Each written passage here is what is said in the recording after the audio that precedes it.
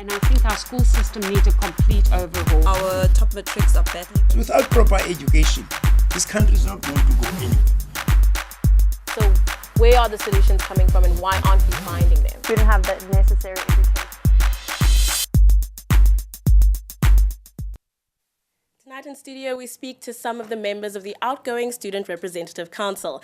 With the 2014 term behind us, we've decided to reflect on the successes and the failures of the year and the promise of change next year.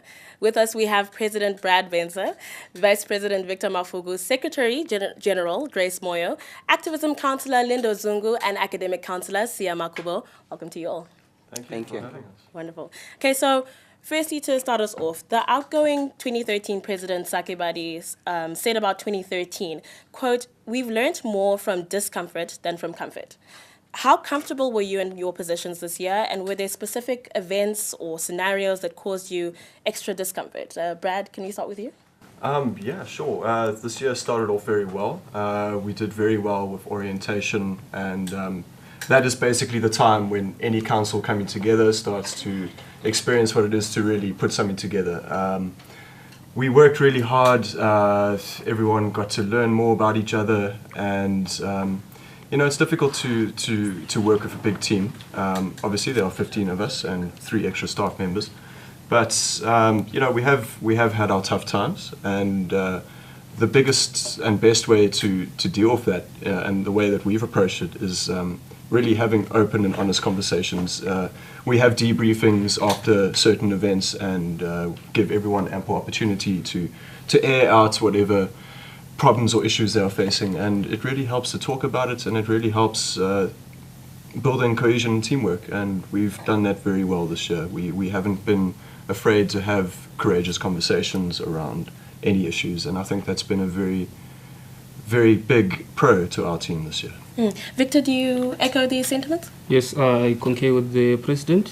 I would like to mention the fact that we had a relatively young council. I would rather say that if you look at me and Mr. Benze, we are a little bit, what I can say in terms of age, in terms of academics, we're a little bit ahead of others.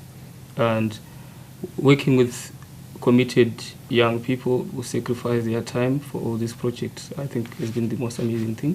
And as you sit within an organization, you become this mature individual who just learns to keep calm and take everything, all the negatives and all the positives. And here we are almost finishing, and this is great. And if we can move on to just a little bit of a negative, Grace, if I can direct this to you. Retention in the last couple of years in terms of the SRC has been a little bit of a challenge. We've seen the media councillor, Brian Mabe, step down recently. And we wanted to find out what is it that's causing this kind of loss of membership within the SRC. Is there a specific reason or is there something else going wrong? I don't think that it's something that's specific to the SRC. I think it's specific to any structure. I mean, if you look at roads with student governance structures, with society committees, with sports councils, with house committees, there's resignation all the time. And I think it really is, sometimes you get into something and think it's one thing and it turns out it isn't, or life happens and things start to come up. So I wouldn't say that it's a problem specific to the SRC. I don't view it as a problem actually at all, because people are human and we all try different things and we fail for various reasons, or we feel that they're not for us and they're not best suited to us. Have you tried to tackle this internally at all? It seems that at a level of the SRC, people expect a kind of standard of commitment to see the entire year through, which is different from a bit of a house committee and that kind of thing. Have you addressed it internally at all? We haven't tackled it as a body, only because what can you tackle really? You can't predict the circumstances people will face in their year. You can't predict what happens in anyone's life. So it's not something that we can sit down and try to figure out a way. I mean, when personal problems arise, we address them case by case. But it's not something that we can say tackle at the beginning of our term, because you can't predict what's going to happen and you don't know what's going on in everybody's lives. Lindo, if we can move on to your portfolio. Activism is obviously undoubtedly something extremely, extremely important within the university. How do you reconcile your portfolio with the kind of space of the university, and how do you see the SRC's place in transforming the university as a space? So in my time in office, basically the motion or the stance I decided to take was to actually define what transformation is for Rhodes University. And in one of the projects I was involved during the year, where I was part of a presentation for Men's Health, where it was involving people from all over Africa, and we're trying to define what transformation is in African perspective, because Rhodes is in Africa.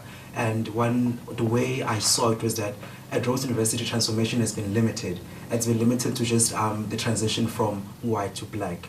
But we've never really went beyond considering disability people. What about homosexual people? What about women as well? Because they're also groups who are disadvantaged. So that's more the stance I decided to take this year, focusing on broadening this whole definition of transformation, and also looking at involving activism, because activism itself, when you have an awareness campaign, your main aim at the end of the day is to make sure that the people, they change their mindsets and their views towards something are changed. So that's how I try to link the two up at my time. And if we can move on quickly to next year. There's a lot of change happening in the air. I know that's a key word in a lot of the rhetoric that's going around for next year's presidential candidates. That's Sia, Victor, and Grace. So firstly, what do you think you have learned? Let's start with Grace. What do you think you've learned from this year that could propel you into the position of the presidency next year? I think for myself, the greatest thing I've learned is self-management, and I think I've grown a lot in this position.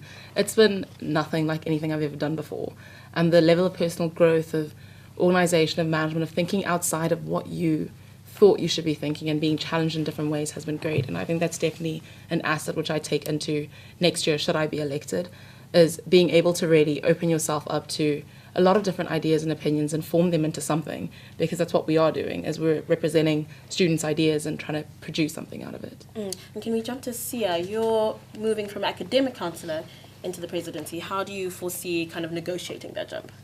Yeah, the SRC institution, they are being the most important in the institution itself, which is representation.